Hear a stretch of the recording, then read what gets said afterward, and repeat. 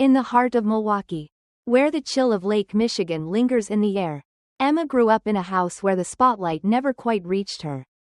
She was a quiet girl with chestnut hair and eyes that held stories she never told. From her earliest memories, Emma knew she wasn't the chosen one. That role belonged to her older brother, Ethan, 4 years her senior, the golden child whose every step was celebrated like a victory parade. Emma, meanwhile, was the whisper in the background, her efforts barely noticed, her dreams tucked away like forgotten letters. It was a crisp fall evening when Emma, at 9 years old, clutched a neatly filled application for a weekend art class at the local community center. Attached was a watercolor painting of a sunset, each stroke a piece of her heart. She handed it to her mother, Sarah, her small hands trembling with hope. Sarah scanned the form, offered a soft smile, and rested a hand on Emma's shoulder. "Maybe next semester, honey," she said gently. "I just paid for Ethan's advanced piano lessons." Emma nodded, her throat tight, and carried the form back to her room. She slid it into her desk drawer, a silent grave for her aspirations, and never spoke of it again.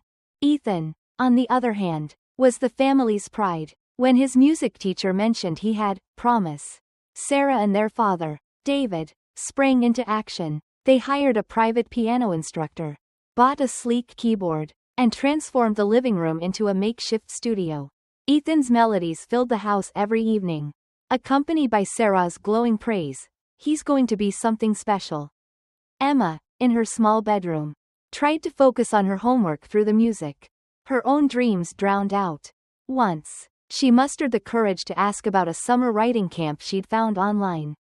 "The budget's tight right now," Sarah replied, her voice soft but final.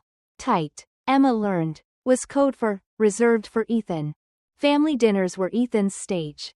He'd talk about his latest composition, his new friends, his upcoming recitals. Sarah and David listened, nodding, their faces alight with pride. Emma sat quietly, slicing her potatoes, waiting for a moment to share that she'd earned an A+ on her history project.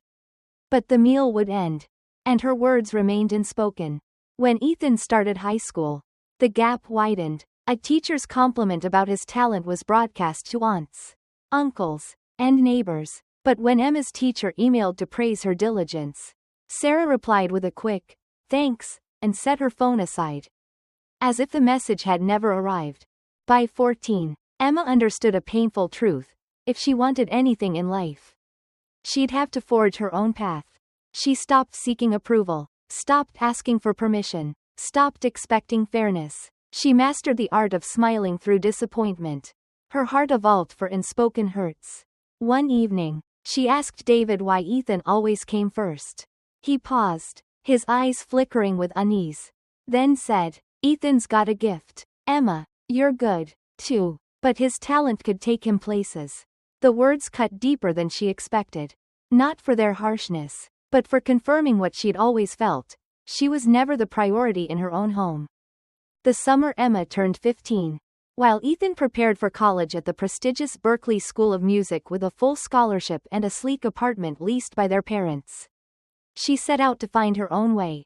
Without a driver's license, navigating Milwaukee as a teenage girl was no small feat.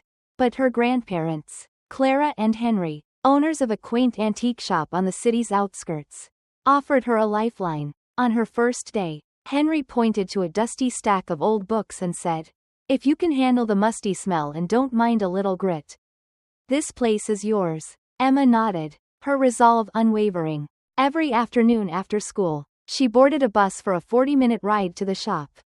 The work was far from glamorous: dusting shelves, sorting trinkets, labeling faded photographs, and occasionally ringing up sales for Clara. But Emma found solace in the relics of the past. Each tarnished locket, each yellowed letter carried a story, a stark contrast to the silence she endured at home. On chilly days, Clara would bring her a warm turkey sandwich and a mug of hot cocoa. Her words a quiet anchor: "You might not be the star in someone else's sky, but you're the whole universe in your own." Emma held those words close, a beacon in the dark. 3 years passed, while Ethan cruised around in a new car, lived rent-free, and pocketed weekly allowances from their parents. Emma rode the bus home each night, her clothes carrying the faint scent of old wood and paper. She wasn't bitter, she was busy. She saved every paycheck, tracked every expense, and enrolled in the state university. It wasn't Berkeley, but it was practical, with a strong business program she could afford. When her acceptance letter arrived, she printed it and taped it to her bedroom door. No one noticed. No one celebrated. At the time, Ethan was in his senior year, landing a coveted internship in Chicago. Sarah was ecstatic, as if he'd won a Grammy. Emma sat at the dinner table, picking at her peas, feeling like a ghost in her own home. She chose to study locally to save money, waking at 5:30 a.m. to catch the first bus, attending classes in the afternoon, and working evening shifts at a nearby diner. She didn't complain. Instead, she built a meticulous budget, took free online courses, and grew what she called her freedom fund, not just money, but a promise that one day she'd break free. Emma never asked her parents for a cent toward her education.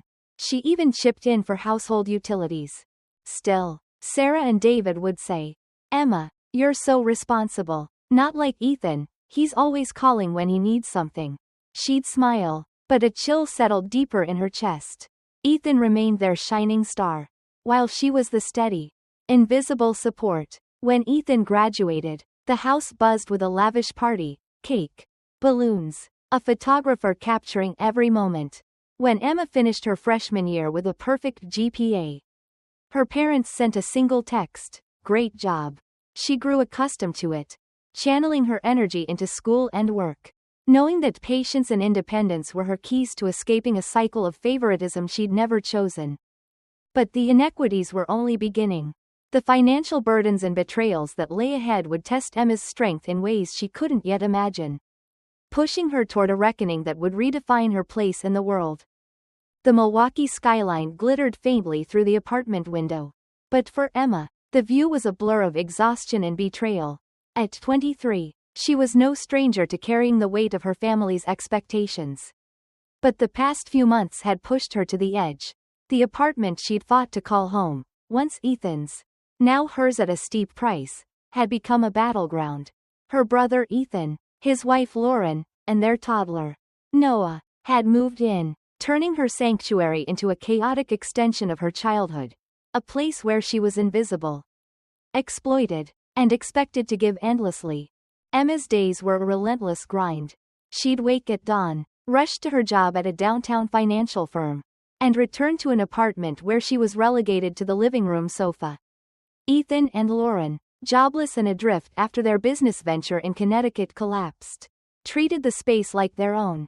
Toys littered the floor, dishes piled in the sink, and Lauren's designer coffee maker, worth more than Emma's entire wardrobe, sat proudly on the counter. Emma cooked dinners that vanished in minutes, cleaned up after Noah's messes, and paid every bill, from rent to skyrocketing utilities. When she suggested they contribute, her mother, Sarah, called within hours, her voice sharp. "Emma, don't be selfish. Ethan's lost everything, his career, his stability. You're doing fine. Can't you help your family?" But the final blow came on a quiet Tuesday night. Emma, bone-tired from a 12-hour workday, sat on the sofa, her makeshift bed, reviewing her bank statements. The numbers didn't lie. Her savings were dwindling. Her freedom fund shrinking under the weight of supporting 3 extra people. Then, by chance, she glanced at Sarah's phone, left unlocked on the kitchen counter. A text from Ethan popped up. "Mom, can you send $500? Lauren saw this stroller Noah needs. Oh, and if Emma asks, say it's for electrical repairs." Emma's heart sank. She opened the message thread, her hands trembling. For months, every time she paid rent, Sarah had funneled half to Ethan and Lauren, labeling it emotional support. Thousands of dollars, siphoned without a word, while Emma slept on a lumpy couch in her own home. The betrayal wasn't just financial, it was personal. Sarah's voice echoed in her mind, calling her petty when she'd questioned the latest rent hike. Days earlier, Sarah had announced the rent would double to cover the extra wear and tear of Ethan's family.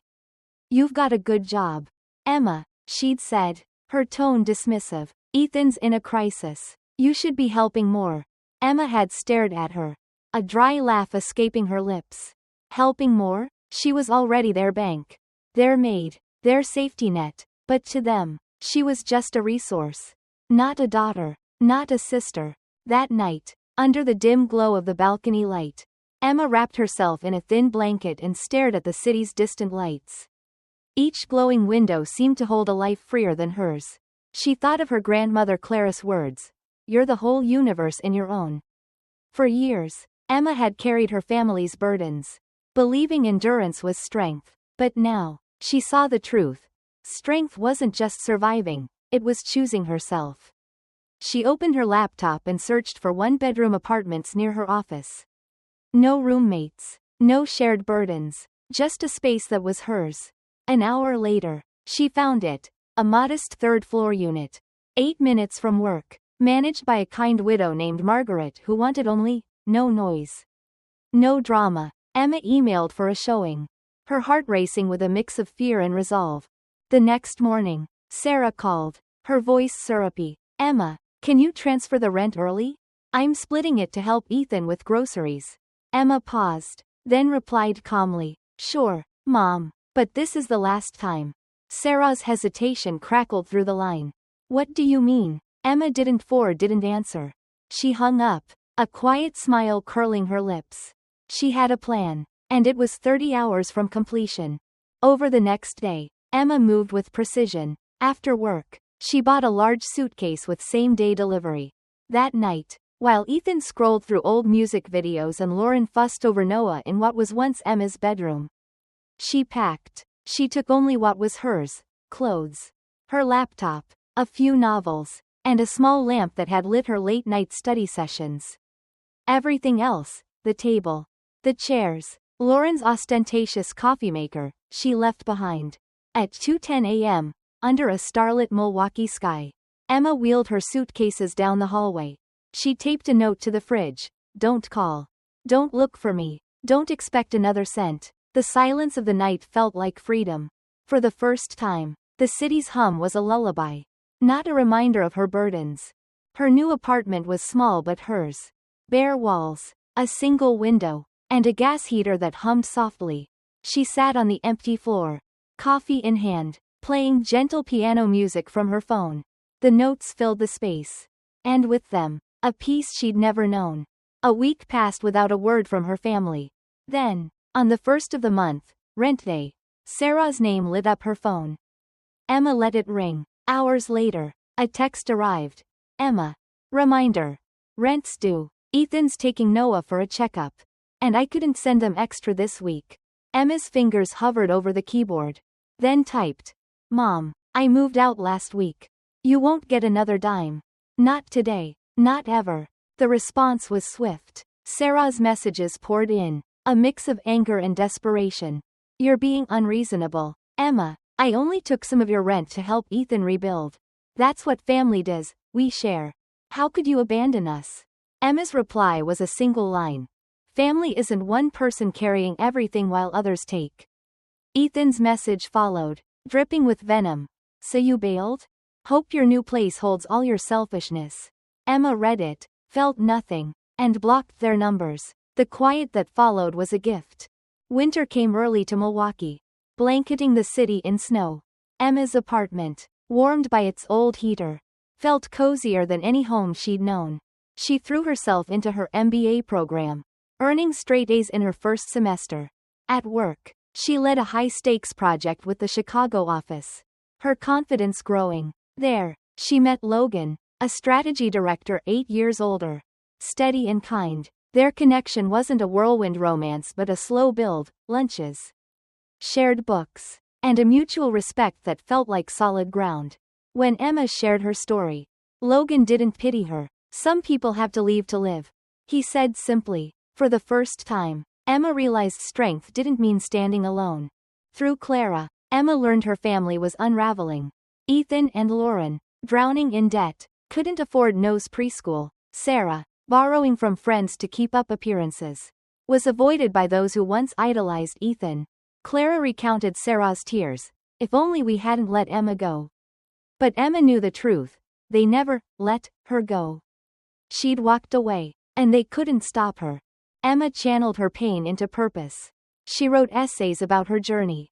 Not to vent but to speak for others trapped in similar shadows. One piece, shared on a women's financial independence forum, went viral. A nonprofit invited her to speak at their Rising from Shadows series. Not as a victim but as a survivor who'd reclaimed her future. On stage, seeing strangers wipe away tears, Emma realized her story wasn't just hers, it was a lifeline for hundreds still finding their voice. Back home, she renamed her family folder to Lessons Learned and moved it to an external drive. No anger, no nostalgia, just clarity. Logan invited her to meet his mother in Vermont, saying, "Family can be where you're loved, right?" Emma nodded, not because she needed saving, but because she was ready for a future she'd built herself.